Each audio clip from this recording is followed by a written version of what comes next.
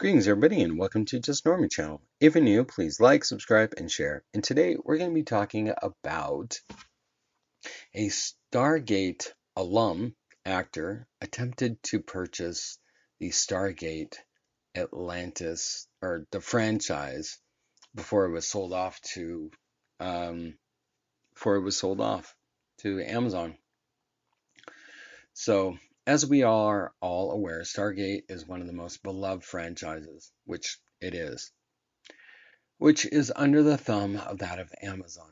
Unfortunately, the franchise had a tough time staying profitable after Stargate SG-1, ultimately resulting in cancellation of Stargate Atlantis and then Stargate Universe. I think the overlapping became pretty pricey. That was probably why. Who played John Shepard on Stargate Atlantis is a Stewart fan of the series. After feeling frustrated with MGM over how they treated the franchise, Flanigan himself tried to purchase the rights. I think that is so cool, though. I must say, I loved Atlantis. It had a great dynamic. Granted, they seemed to have not sure about Dr. Weir versus Dr. Carter, which I loved. When they brought in Carter, yes, she was in SG-1, but she was a natural fit that led Stargate Atlantis. It truly expanded the franchise. It lifted so much of our myths here on Earth. We all have a fascination with Atlantis. So, you know, and there's something in Africa called the Eye of Africa, and it's called the Rakshak.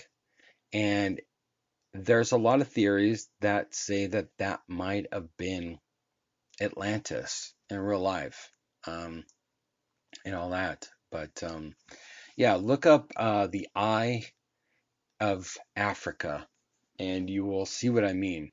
That is not a natural formation.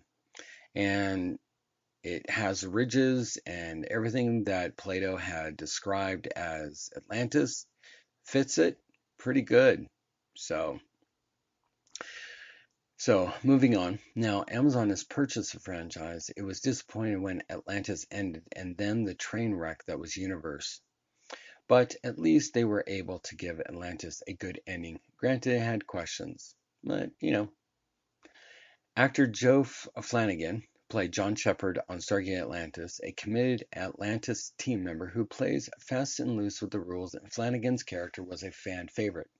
And Flanigan himself adored the series so much so that when it canceled, he tried to purchase the Stargate franchise to film additional episodes.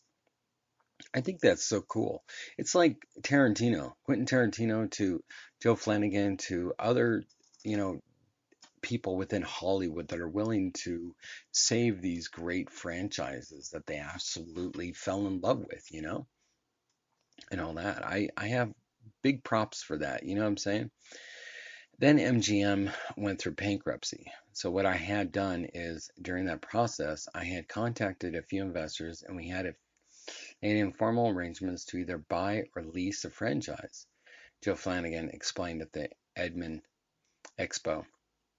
And I led a small group of people and we had an informal agreement.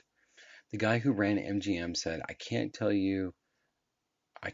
let you buy the franchise. That would require a level of approval that we can't even muster up these days because we're going south. But I can maybe make an informal agreement to lease this thing on a 10-year lease. Unfortunately, other factors soon made Flanigan's attempt to buy or lease the series borderline impossible. MGM soon went through bankruptcy. Stargate Atlantis Joe Flanigan says this process torpedoed his efforts to reboot the franchise. He had the following to say, and we came up with all the numbers, and we basically said, okay, that will work for us if that will work for you. Then they went through the process of bankruptcy, and when they emerged, nobody was there, and I had previously spoken to explain. So I had to rearrange this conversation with Spyglass, which manages the library for MGM, and I went in there and said, I have had fairly extensive talks with you guys before you went through bankruptcy, and this is what I'd like to do. I'd like to lease the franchise. Flanagan went on to explain that he had an entire plan, including the money to back it, that he delineated to the folks at Spyglass and MGM. And I plan to shoot 20 episodes, and we're going to shoot them in Europe. We'll shoot them for this cost. We're going to pre-sell them all over the world, and we're going to come back to American networks. It's one of those things that audiences want now. And it's one of the things that make for a good business model. And the answer was pretty much, wow, that's a really good idea. Thank you. And I wasn't sure if they were really going to do it or whether they weren't interested. Ultimately, Spyglass and MGM didn't engage with Flanigan's plan. Another reason for Stargate fans to feel bitter towards the companies.